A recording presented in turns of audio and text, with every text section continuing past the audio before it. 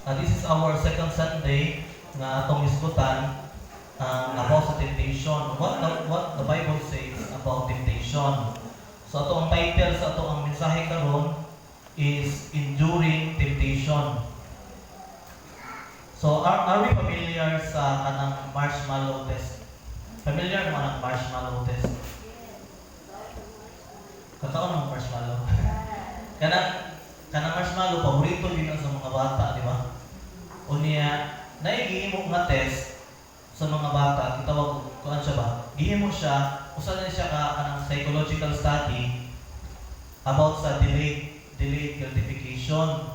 Ang gibuhat, gibutangan ko isa ka marshmallow ang lamisa na naibata. Ang instruction, dili nimo ka ng marshmallow for 5 minutes. Tapos kanang biyaan na siya dira for 5 minutes. Kay kung pagbalik na ako, nga wala na yung gikaon, ang madoble na. Tagaan nakaduhan ang kabuo ka marshmallow. So, i-conduct ko nga test, and then, ang uban ng mga bata, nag-distract nila lang kung galingon, kanta-kanta sila, ang uban mo, tabon sa ilahang mata, ang uban na yun, mutalikod, para hindi sila kataon kay for 5 minutes, maduha nila ang marshmallow. Nagko ba nila ang marshmallow sa Amerika. So, pero kadaghanan sa mga bata, natintal yun, ikaon yun, kuhit yun sa marshmallow, ikaon yun nila. So, ipakita dira nga ang mga bata na agyoy desire nga usahay dili mapungan nga mo kaon din sila paborito nga pagkaon. So kaning experiment, it reminds us about how difficult it is to resist, labi na kung naay temptation nga nakatubang sa atoa. Ingana ba po ato ang kuan kanang na-experience nga naay temptation sa atong matubangan, din wala ta naka-resist nga ikaon gyud ta o ikuha gyud ta ato nga kanang pagkaon. Kasi may nagadiet diri, nagtesting ko anang calorie deficit diet, kanang naa siya limit nga calorie nga imong i-consume kada adlaw. Murag na mo mas siguro epektibo sa kuagay. Mga last month kay 70 kilos na ko, karon 68 na lang ko. Char. Pero wala na kapugo karon nga semana, wala ako nakakuha na tintal ba kay panahon diet ka, matintal noon ka. Mga po tinuon na yung mga lagmi nga pagkaon, lagmi nung yung mga sudan. So makatintal jud ka, makadugang jud rice. Iba usay gagmay ang rice ana kanang mag-calorie deficit, usahay gagmay ra ang rice. Naay uban jud nga wala jud rice. So dugang kuan pag rice gamay daghan nga sudan. Unya pahurot nimo rice pin na kung may sudan ko ano ba rice. Yan nahurot imong sudan, napay rice ko ano sudan. Wala ka bantay, daghan ay mo nakaon. Imbis nga magpagamay, nagpadako na noon. Patulong na sa pagpadako. Usahay imong anak pud tanong, di ta makabubong sa atong kaugalingon. Tungod kay natural sa tao nga naa tay desire. Dahil lahi kita mga desire. So, ang temptation harang na sa palibot. So, nara gid sa ato kung mo give in the ana or dili. Usahay ang mga temptations, example mga pagpamaka, pagpangilad, lust, pag-compromise, or ang pagduha-duha about sa Ginoo. Kanang mga temptation, mga common na temptation. Katong maisgutan ni pastor sa prayer day na ang temptation karon sa mga tao. Nga ato ang giatubang temptation sa kwarta. Ang kwarta, dili man yun na siya dautan, di ba? Dili dautan ang kwarta. Ang dautan niya ang pagtugma sa kwarta. Muna nga grabe karon ang kagubot sa mga nasod, di ba? Sa Indonesia o Nepal, korupsyon gihapon ang problema nila karon tungod sa desire sa tao sa kwarta. Nahigugma ka sila sa kwarta, hindi na sila maguna-una nga naay mga tao nga pobre nga maapektuhan sa ilang pamurakot. So, ingon ana ang reality o sitwasyon nato spiritually na there will be temptation o it is up to us if we give in or makaresist sa temptation. So ang ato ang teksto karon makita sa James chapter 1 verses 12 hangtod sa 18. Atong gibasa kay na sa scripture reading. But allow me to read it sa verse 12. Kay mo man ato ang main verse this morning. Ingon ang pulo sa Ginoo, blessed is the man that endureth temptation, for when he is tried, he shall receive the crown of life which the Lord hath promised to them that love Him. Magambot ta, Father God, amo kang giila nga amo ang Ginoo, o paluluwas amo mga kinabuhi. O salamat Lord nga imo man hatagan ang panahon nga makapaminaw sa imong mensahe na makahibalo mi napud sa imong kinaiya ug unsay gusto nimo nga ipabuhat sa amo. Lord, tabangi mi kay kaalam nga amo kini nga masabtan sa simple nga pamaagi aron nga amo pud ni makinabuhi o resulta ni sa paghimaya sa imong ngalan. O mo ni ako ang gusto nga buhaton sa mong kinabuhi nga mag-glorify ka. O Father, ang ginasalig kaniyo ang tanan in Jesus' name. Amen. So sa ato ang gibasa nga passage, ato ang mahibalungan nga God wants us to know that we are blessed when we endure temptation. For we will receive the crown of life. Mo ni ang gusto sa Ginoo nga ato ang buhaton, that we will receive the crown of life nga iyahang gi-promise sa atoa. So ang pangutana karon, unsaon man nato pag-endure sa temptation, knowing nga naa gyud tay sinful and selfish desire nga usahay mas powerful pa ni ato ang desire. Unsaon nato pag-endure sa temptation according to James. So una, ang gusto sa Ginoo is by recognizing the true source of temptation, verses 13 to 15. Kailangan nato mahibalungan unsa ang source sa temptation. Gisulat ni gi-address ni James sa mga believers, mga Jewish Christians nga nanglaya sa Jerusalem. Maghatag lang ko gamay nga background na tungod kay grabe ang persecution sa Jerusalem. Ang gibuhat nila nanglaya sila sa gawas sa laing nasod. Unya, pag-abot dito, naagyapon sila yung mga pag-antos, mga hardship, siyempre, kanang wala siya, foreign land.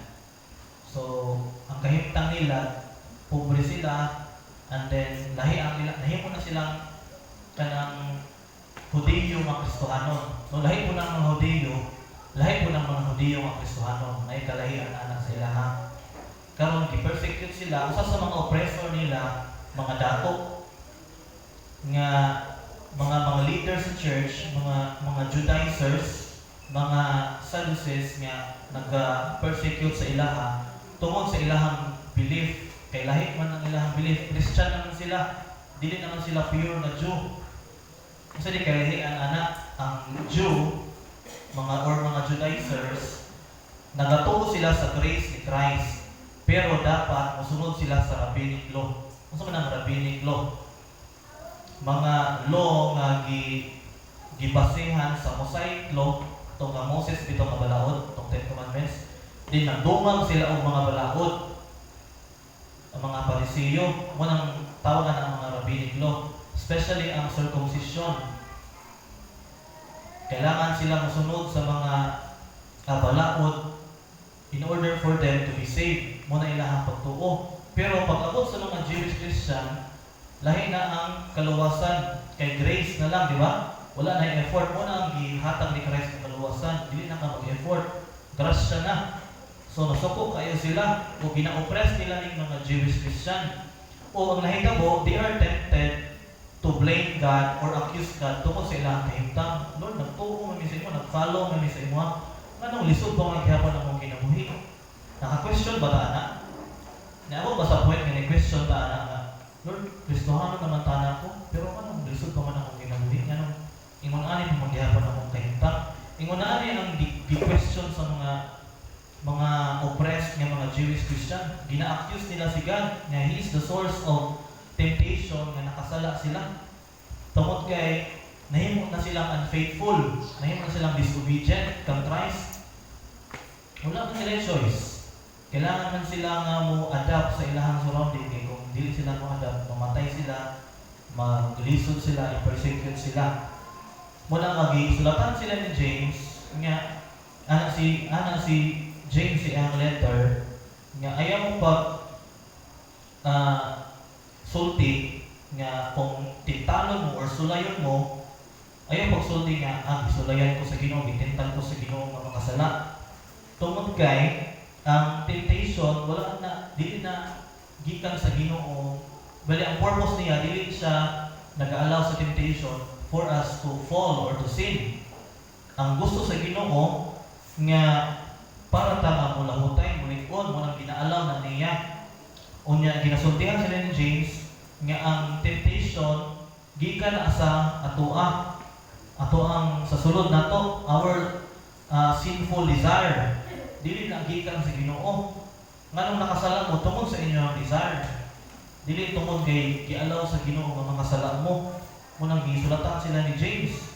Kay kung dili ta mag-desire of something, dili na siya maka-tempt sa ato. For example, siya akong pasabot. Naatay kasalanan sa mga na hibaluan ako, dili di ganahan mo kaon og okra, di ba? Isa di ganahan kaon og okra diri. Siguro kasalanan mga batan mo di ganahan mo kaon. Ang uban di ganahan mo kaon og okra kung walay ginamos. Pero bisan usahan pagluto sa okra pag di ko ganahan, di ko kaon, di ba? Wala man kay desire. Di ko man mo desire nga kanon. Pero gani paborito nimo nga gulay, bisan kung sa ngaluto, kaon jud ka. Kay desire man nimo. Same ra pud na sa kanang bitaw example, temptation sa lust. Dili man yun na pinaka rason ang sexy nga sinutan sa babae para ka matintal. Di ba? Kay bisan ko unsa pa niyang suoton. Kung wala kay desire, di jud ka matempt nga give in sa temptation. Tama ba? Kung wala kay desire. So ang nagsugod yun na ang temptation ni makasalata sa ato ang desire. Mo nang gusto ipaabot ni James sa ilaha. Ug mo po na ang gusto nga ipaabot sa Ginoo sa ato aron. Nga ang temptasyon nga makasalata gikan sa ato. This means nga dili ta pwede mo blame sa Ginoo or bisan sa uban sa atong kauban ng simbahan usahay ato ang gina-blame ato ang mga kauban ng simbahan tungod sa iya ang makasala ko sige ra ko masukok tungod sa iya. Pero ang tinuod sa ato ang sinful desire sa ato ang nature nga kita masukok kita kay bisan unsa pa nang buhaton sa tao or sa kauban nato simbahan kung wala tay desire nga masukok dili kita masuko, di ba?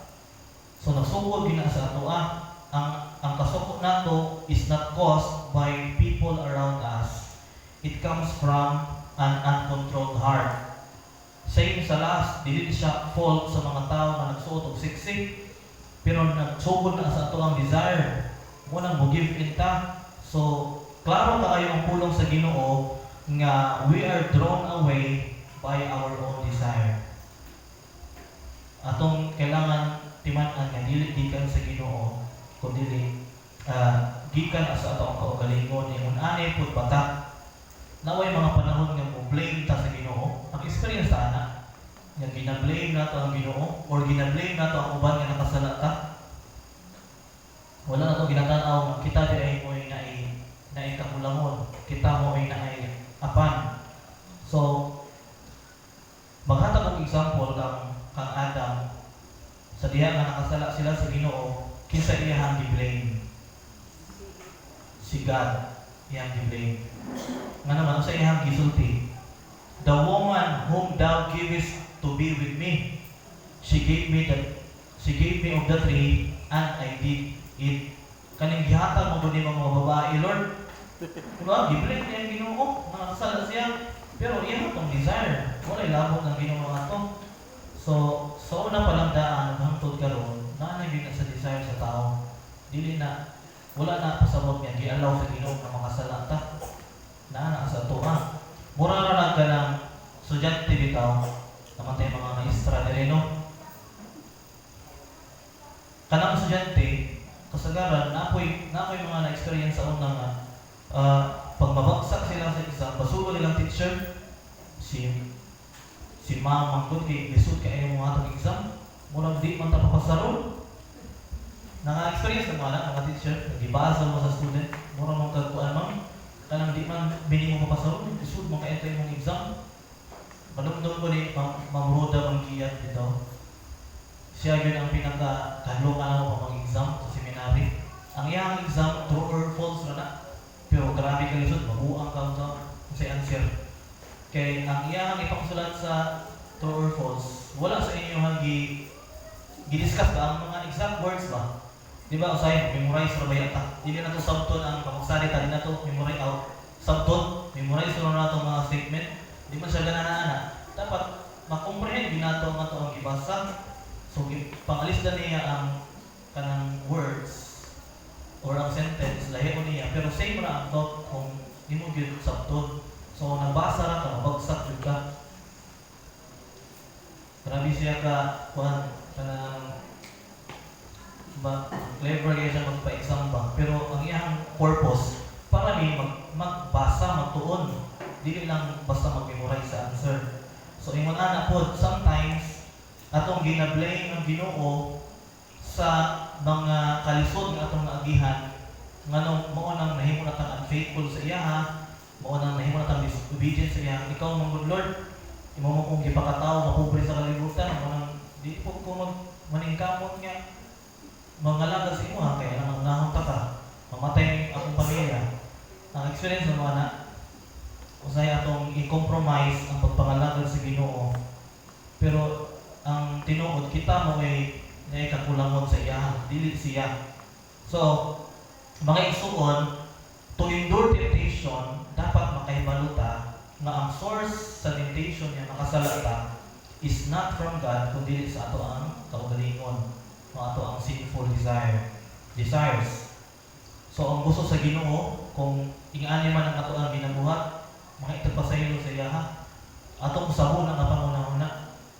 Kay importante kayo makabalota sa ato ang mga weak spots dito. Kailangan ta makabalo kay para makabalo ta kung saan nato nga sulbaron ang kanang kalisod nato, mga hardships nato.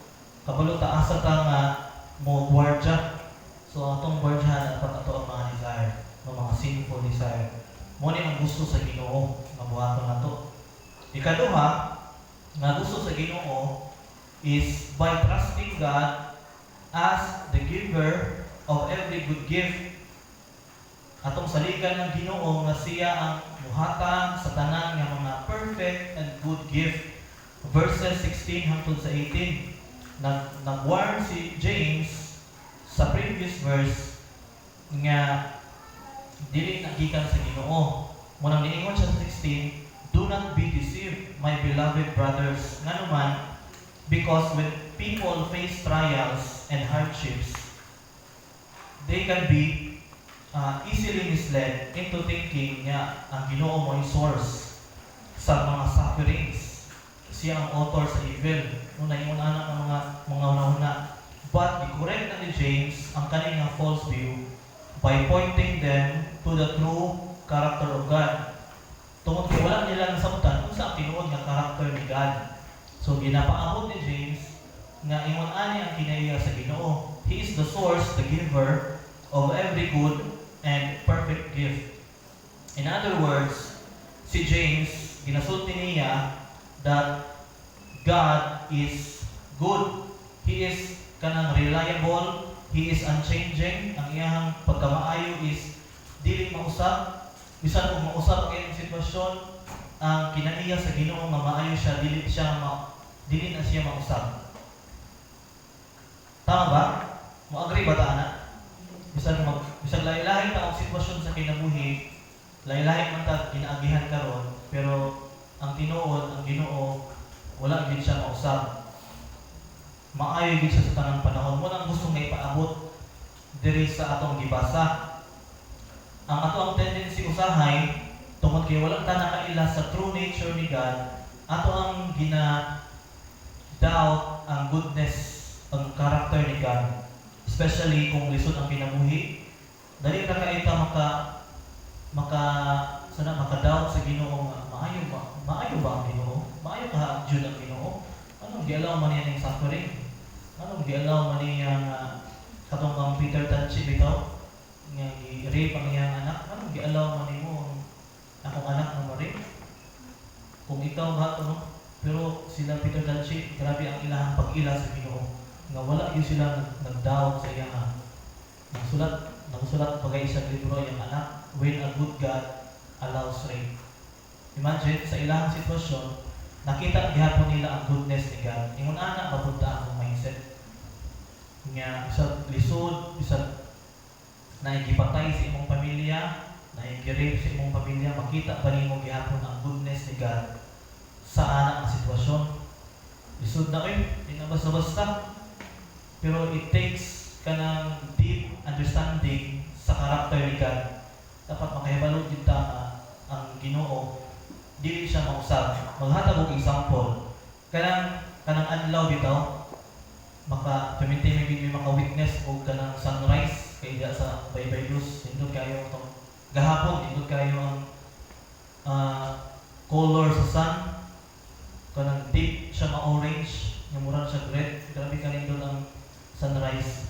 So, na mga panahon nga naibagyo, di ba ta makakita sa kanang light sa sun, di ba? Ita makakita pag sa sunrise, tungod kay na mga clouds, naibagyo, matabunan ang kahayag sa adlaw. Pero, ang pangutanan diha, na napalong ba ang kahayag sa sun, bisan o na clouds? Diba? Wala gyud na napalong. Bisan og na clouds na natalignan lang ang ato ang perspective pagtan-aw sa sun, pero wala gyud na napalong ang pagkamaayo sa Ginoo.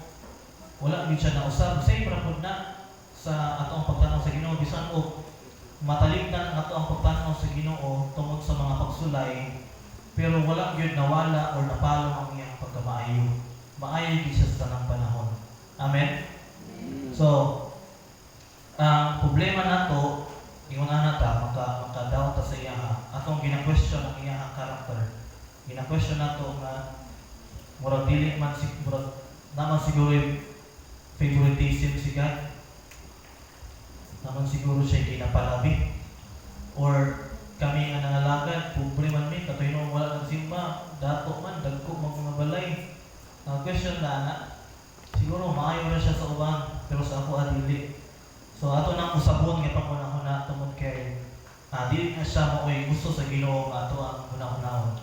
So instead of doubting God's character sa mga panahon nga moagit ang mga kalisod, ang gusto sa Ginoo nga ato siyang saligan nga He is faithful and He is good because that is His character. Ang iyang gi-desire is kung sa itong pinakamaayo sa tuwa. Muna iyang pinakagusto nga ato ang hunahunahon sa panahon niya naatay atubangon nga mga tentasyon o mga pagsulay. So, sa ato ang giagihan nga kalisod karon sa Pilipinas, grabe ang kuan. So, mura maka-question ka ba, Lord, grabe ang kanang injustice nga nahitabo sa karon nga panahon na nabulgar mga dili mayong gipanghimo sa mga politiko, mga involved anang corruption. O dili kuan ba? Murag makaingon jud ba grabe gyud. Dako na grabe ang imong masulti tungod sa sinful desires sa mga tao. Pero atong naon, salamat ra pud ta atong angay mapasalamatan nga nabulgar na siya. Kay dili itubot sa Ginoo nga pabiling gyud na niya na binuhatan, nabulgar gyud na. No, God is justice. Muhatag gyud sa justisya sa tuwa. Tungod kay maayo ang Ginoo. So, sa mga panahon nga mautubang tag mga temptations, lahi-lahi man tag mga temptations, tungod kay lahi-lahi man tag mga desire. Pero atong hinumduman nga blessed ang mga tao nga mo-endure sa temptation. Nga naman, for he will receive the crown of life. So naay mga debate kung sa may crown of life. Ang uban maingon ako anak siya eternal life na, or kanang crown of life gold na siya nga corona nga i-award sa imuha. Pero ang pinaka-safe nga tubagan na is reward. No, reward na siya. Maayo nga reward na ihatag sa ato sa Ginoo. So atong i-examine ang ato ang kinabuhi karon. Atong ang tan-awon ato ang life, atong heart. Do we blame God when we are tempted? Niabot ba na sa ato ang point na mubasol ta sa Ginoo? Niabot ba sa point na mubasol ta sa ato ang mga kauban sa simbahan whenever makasala ta? Do we make excuses for our sinful desires? Para sa Adam ba, naghimo siyang excuse. Kanimo mong gihatag ni mga babae, Lord, kung nakasala ko. Inga na ba ito ang ginabuhat? Diri mo kukunin mong gidala nga simbahan? Or kanima mo ang mga kauban nato, Lord? Dapat lahi ang mga kauban. So dapat tayo anak ng mga pag-question sa Ginoo. Nagkaniabot pa sa point nga gidudahan nato ang pagkamaayo sa Ginoo tungod lang sa mga pagsulay. O i-compare nato, wala atak nagkumingking sa mga pagsulay ang iagihan sa mga Jewish Christians. Masaya nga ata karon. Pero the more dapat ang adili mag-doubt sa goodness ni God tungod kay wala kata nagkumingking sa kalisod nga ilahang na naagihan. So ang gusto sa Ginoo, kung ingunaan ang ato ang ginabuhat, kung ingunaan ato ang paglantaw sa kinabuhi, gusto sa Ginoo nga maginulsol ka, mangayo magpasaylo sa Ginoo. Dili na ta maghatag og daghang excuses sa atong mga sala, kundi atong i-admit ug mga itapasaylo sa Ginoo. Mo na iyang gusto. Atong una-unaon nga ang Dios wala gid siya mabag-o. Bisag mabago ang imong sitwasyon, ang Ginoo dili gyud na siya mabago. Muna nga let us endure temptation with faith. Meaning naatay pagsalig nga God is the giver of every good and perfect gift. Tungod kay ang atoang encouragement ani nga karon nga buntag is we are blessed if we endure temptation, because we will receive the crown of life. We will receive reward. Dili masayang ang imong mga pag-antos. Ang imong pag-endure sa temptation, dili na lalim, dili basta-basta, pero dili na siya masayang. Tungod kay ang promise sa Ginoo, we will receive the reward, the crown of life. Magampo ta. Father God, salamat sa imong mensahe pinagi sa sulat ni Apostle James nga nagahatag sa mga